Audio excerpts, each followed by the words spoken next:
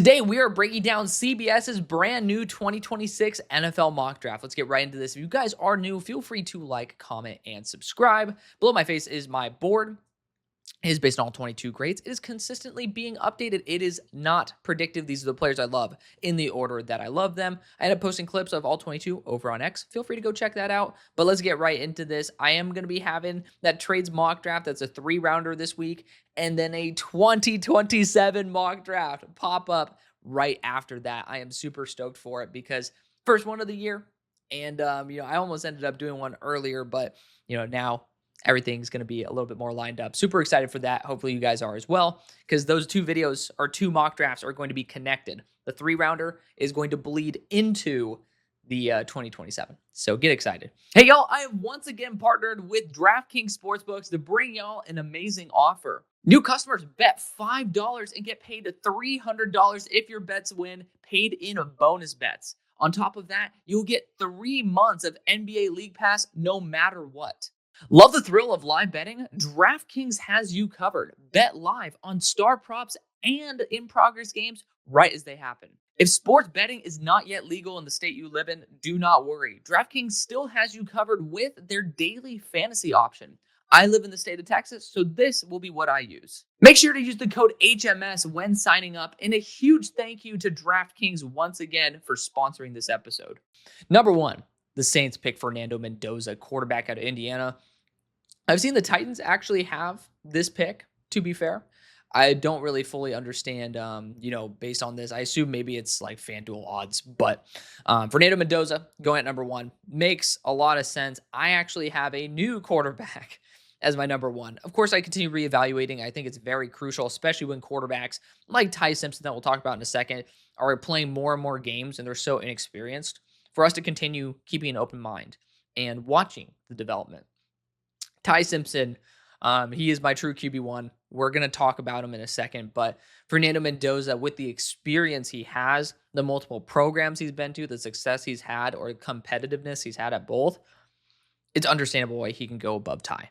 And for the Saints, if you're sitting here at number 1, like people say, oh, you can't throw away a top 50 pick at quarterback. If you're sitting here at 1, again, just think of it through that way. You're going to do it. No bones about it. If the option's there and you're sitting at 1, which means that you got pretty much worse, then it doesn't matter if you have one good game here, one good game there.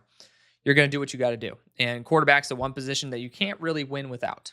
So I understand it. Maybe I wish that the NFL was less quarterback-centric, but there's one dude who pretty much touches the ball in every single play, and it's that.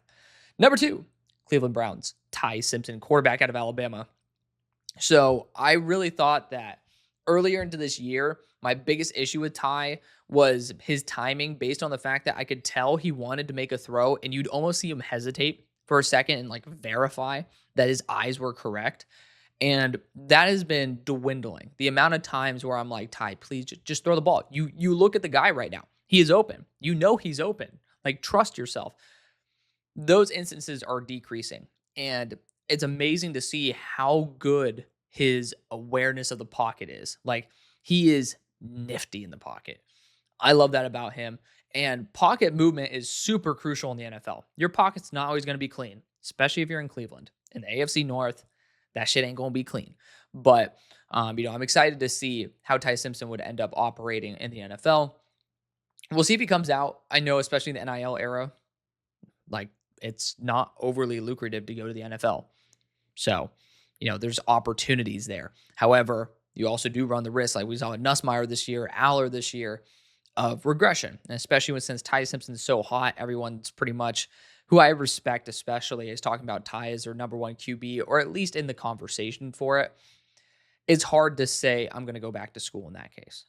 So it's just, especially with the reminders of what's happening this year with Aller and Nussmeier, it's understandable. But Ty Simpson at number 2 makes a lot of sense. This organization doesn't show any sort of care for Shedeur Sanders. So before you start making that claim, let's just be real. Dylan Gabriel's still playing, and he's been absolute ass cheeks. This team does not want Shedeur to start. We all knew that when they ended up taking Dylan Gabriel over him. All right? So Ty Simpson's going to be the future there. Number 3, we got the New York Jets going Dante Moore, quarterback out of Oregon. Dante Moore, strong chance he goes back to school. That is not from my sources. I will not say, I am excited for the day where I have enough sources to be able to have those type of claims. However, I'm basically regurgitating what I learned from somebody who had much better sources than me in Todd McShay. So Todd McShay knows a lot of people in the organization. They say the family's on board, Dante's on board, the coaching's on board. It looks like he's returning to school. Also super young. And again, with a lot of money, things change. Money does kind of guide people. And so, especially with the Jets being such a developmental organization, honestly, I think this is going to be a crazy take and people aren't going to love this. Well, Jets fans will. I think out of these top 3 locations, the Jets are by far the best. And I'm not talking about, because you just have all those picks. That's an added bonus. But the most important thing is you have a really good offensive line. How many teams that don't have a QB have a solidified offensive line for the most part? 2 young tackles. You still have talent on the interior of the offensive line. That's pretty hard to find. You have 2 bookend tackles who are, by this time, within 2 years of starting their career and should be with you for 10 to 15 more.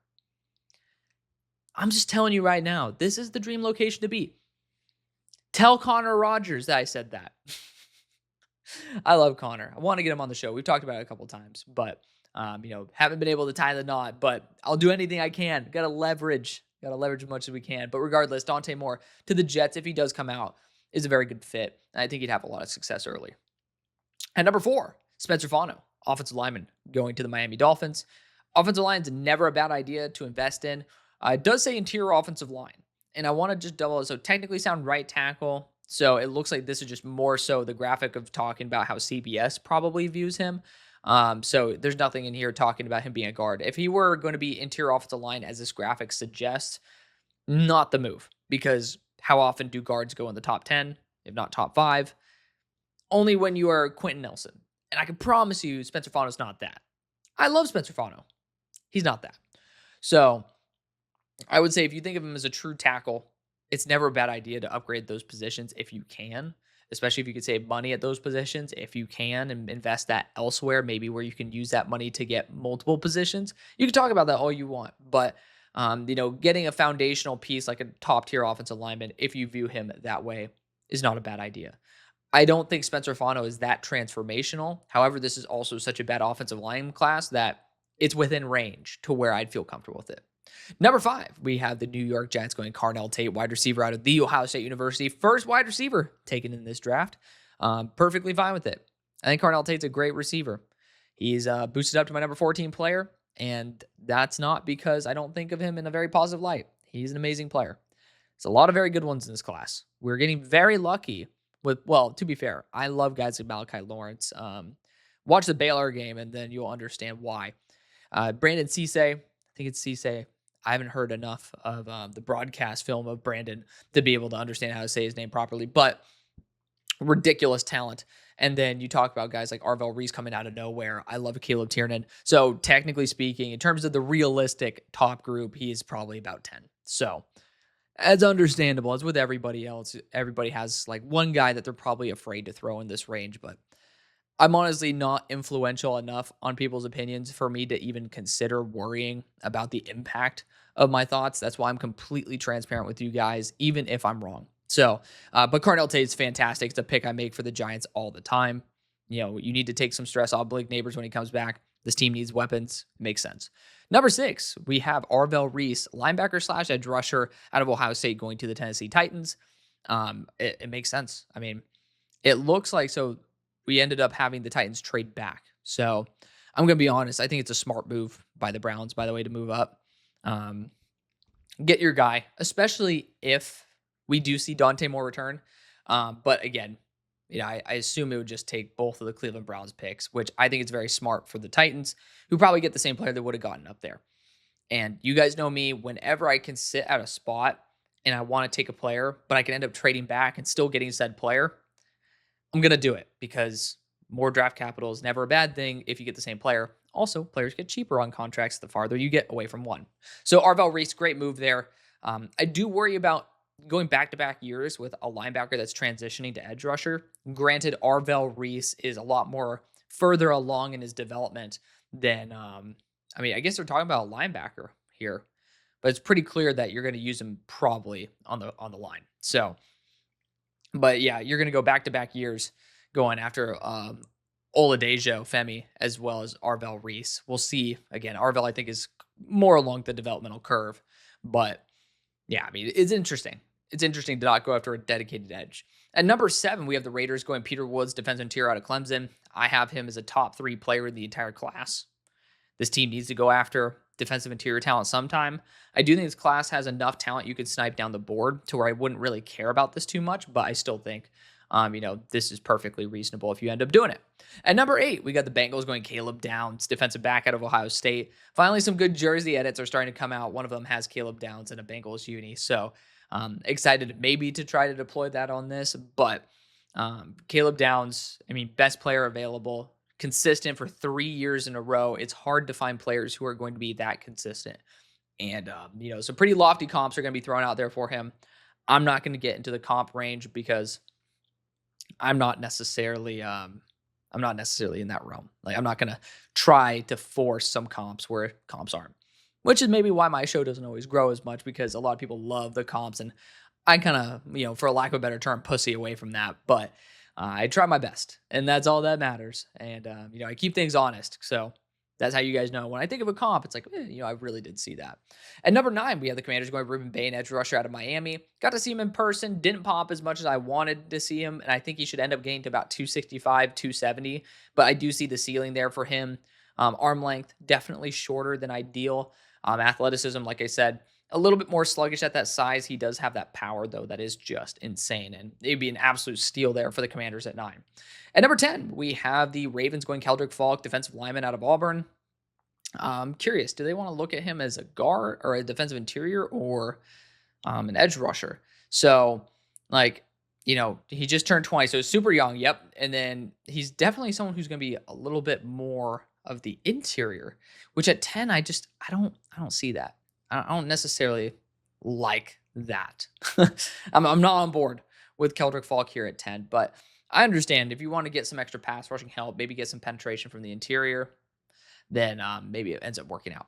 At number 11, we got Brian Parker, offensive lineman out of Duke, going to the Los Angeles Rams. Right tackle, so I assume they're going to be kicking him into guard, right? I mean, strong base, so he needs to add 10 to 15 pounds. Interesting. So I do support right tackle for the Rams. Brian Parker is getting a lot of really top tier guard comps out there. I have not regraded Brian Parker. I need to do that because the tape's out there. So that's on me. But Brian Parker coming into the year is someone who I did not have a lot of confidence in. So it's good to see him take a step up to where people who I respect end up respecting him. But for the Rams, if he ends up playing right tackle and ends up succeeding, I think it's a good move. Speaking of a player who actually ended up looking good in person, you got CC Mauigoa, right tackle out of Miami, going to the Arizona Cardinals. This is a smart move. I do think there's a notable chance he can kick inside to guard, but he's worth testing out at tackle. And I really like that. I like the fact that, when my eyes watched him, it felt like I was watching an NFL potential offensive tackle, at least an offensive lineman that should be starting in the NFL. At number 13, we have the Houston Texans going Vega. Vega is a really good guard. Penn State, super strong anchor, solid blocker as a pass blocker. He showed last year to be a really good run blocker. This year, not so much, but he's shown it before. We'll see.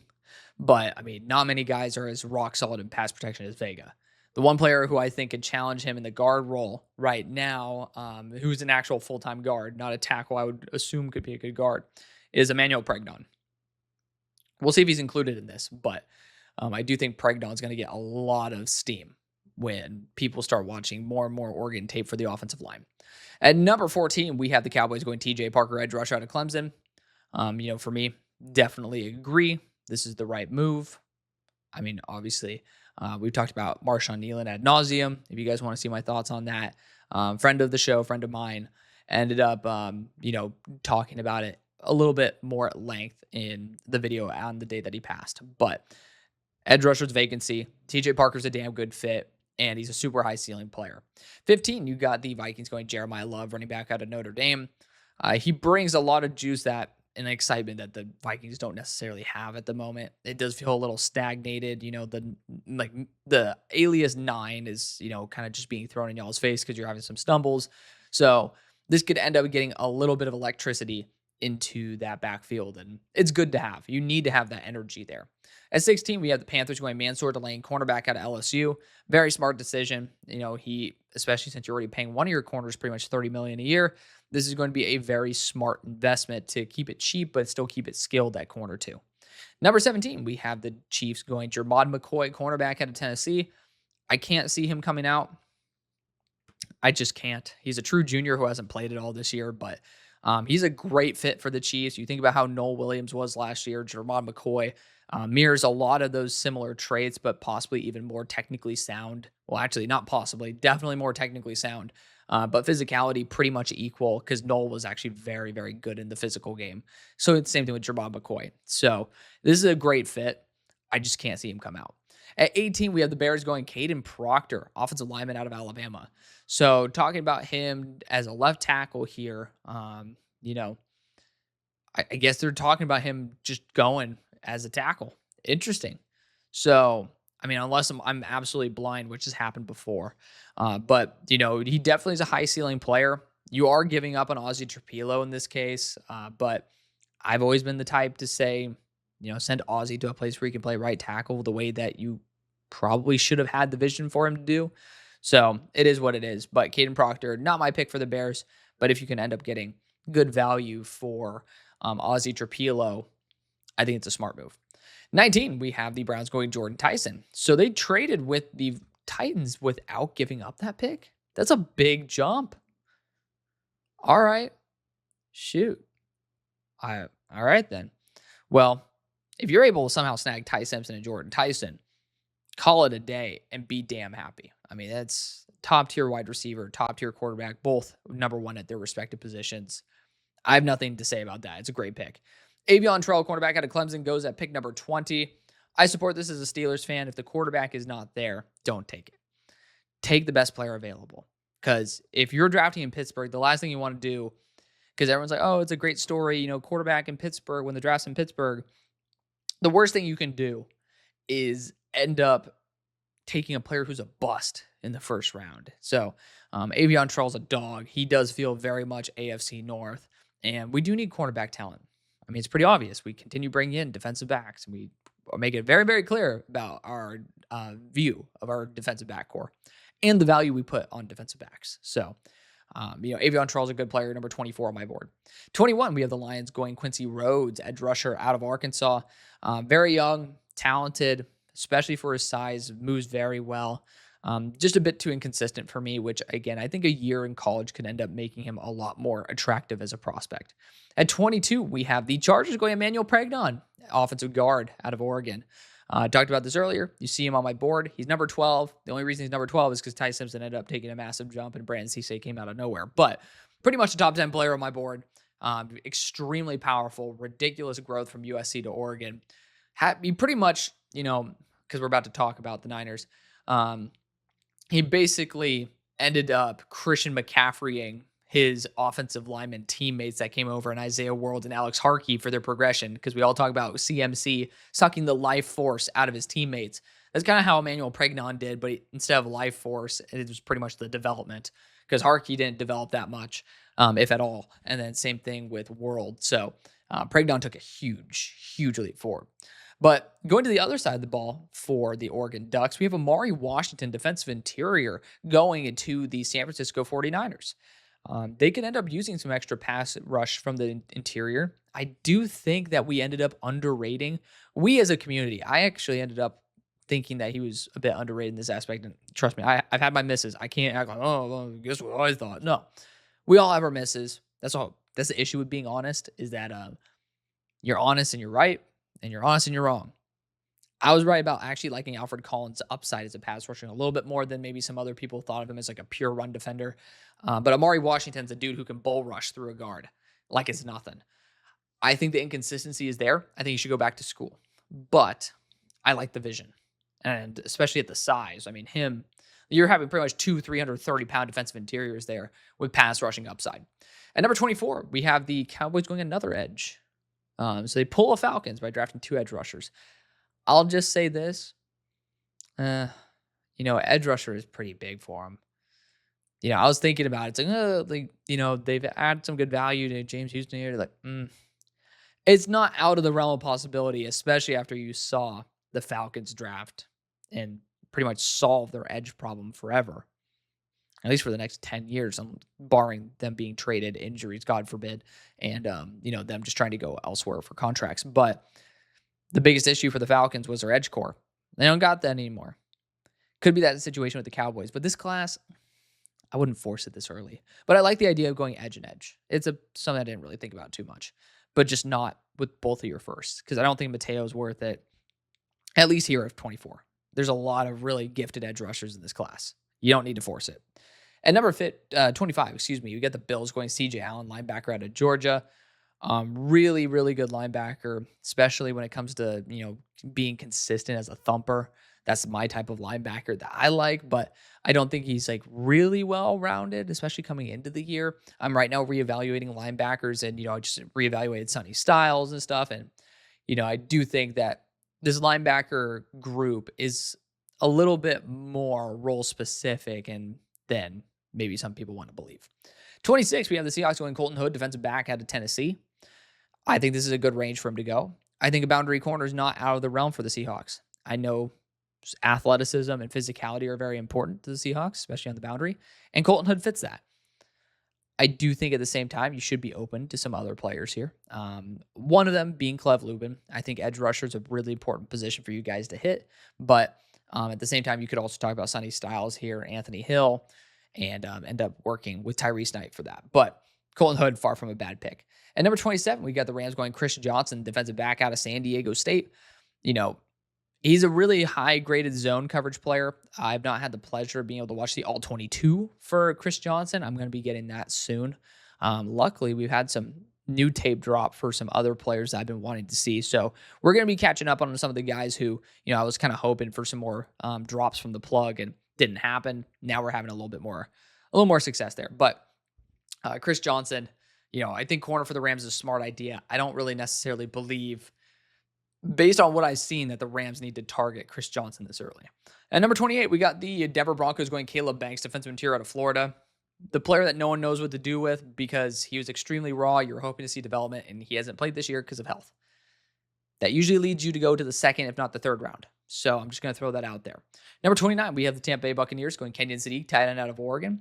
Another player that I think there's a strong chance he goes back to school. He's tight end 1 right now, but at the same time, there's honestly not that many tight ends that can compete talent-wise with Kenyon Sadiq. And if Moore goes back to school, strong chance Sadiq does as well. At 30, we have the Patriots going Caleb Lamu, tackle out of Utah. I mean, he has shorter arms, but he's a really good tackle. And that's kind of the story with what Will Campbell was last year. I can see that happening. You could even put him at left guard and kick Jared Wilson to center. So, I mean, if you want to keep your right tackle the way it is, put Lamu to guard. I think it's good value there at 30. Great move. 31, you got the Eagles going Denzel Boston, wide receiver out of Washington. He'd be a bona fide wide receiver 3. You'd have to see A.J. Brown leave for me to start thinking wide receiver in the first for the Eagles. I just don't see it personally. So Denzel Boston, great value though. I mean, someone who I have as a top 32 player, number 25 on my board. At number 32, we have Chris Brazzell, wide receiver out of Tennessee, ending this mock off, going to the Jets. I think this is an absolute whiff of a final pick. I wish it weren't. But, Chris Brazzell's best strength is his deep speed, and it's kind of what you should have A.D. Mitchell for. I think it's a little bit of an overlap, and I don't really know if there's going to be enough in the room for Chris Brazzell as well as A.D. Mitchell to reach both of their respective ceilings. And I also just don't think Chris Brazzell's worth a first-round pick. So that's my opinion there. Thank you for watching, showing the love you always do. I'll see you later. Peace.